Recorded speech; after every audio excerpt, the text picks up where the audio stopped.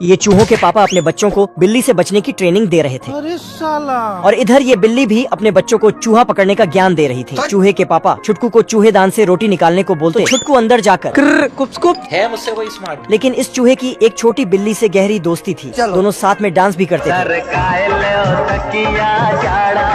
लेकिन तभी छोटी बिल्ली गटर में गिर जाती है। बिल्ली की माँ आवाज सुनकर आती है। चूहा अपने दोस्त को बचाने के लिए गटर में कूद जाता है। छोटी बिल्ली डूबने वाली थी। तभी ये चूहा उसे अपनी पूंछ देता है और दोनों बच जाते हैं। अब बिल्ली और चूहों में दोस्ती हो चुकी थी। तभी बिल्ली को याद आता कि एक बार चूहे ने इसकी आंख में हमला किया था, तो ये भी अपना बदला लेने लगती है और चूहे बिल्ली में फिर लड़ाई हो जाता है। गर्मियाँ शुरू होते ही ये सभी भालू बैंड बाजा बजाते हैं। दरअसल सर्दियों में भालुओं के सोने का टाइम होता है। ये कहीं भी सोने लग जाते हैं। ये भालू तो एक गुफा में सोने जाता तो गुफा से गिलहरियां निकलकर और इसे ले जाकर नदी में फेंक देती हैं।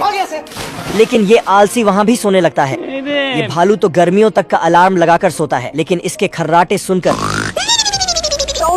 और नीचे आकर थाली बजाता, लेकिन भालू फिर भी नहीं उठता। तो बदक इसे एक गाड़ी में डालकर निकल ले भाई तू, चल भाई चल निकल ले भाई। लेकिन भालू तार से टकराकर वापस गुफा में आ जाता है। बदक भालुओं के खर्राटे की वजह से पूरी सर्दी में सो नहीं पाता, लेकिन जब गर्मियाँ शुरू होती हैं तो ये चैन की नींद सोने जाता है। सारा रात सोया नहीं, सुबह मुझे सोने। लेकिन ये भालू फेफड़ी बजाने लगता है।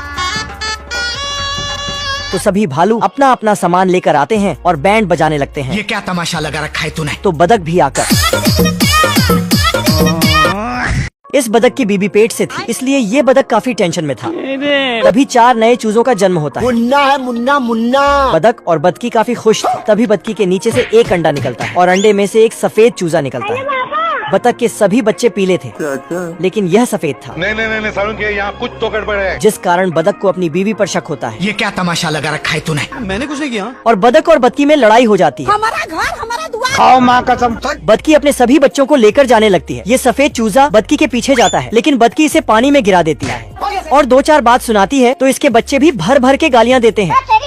तभी यह चूसा अपनी शक्ल पानी में देख लेता है और इसे पता चलता है यह बदक का बच्चा नहीं है। चैप्टर क्लोज हो गया। तो यह उदास होकर जाने लगता है और एक लकड़ी की बत्तख से टकराता है।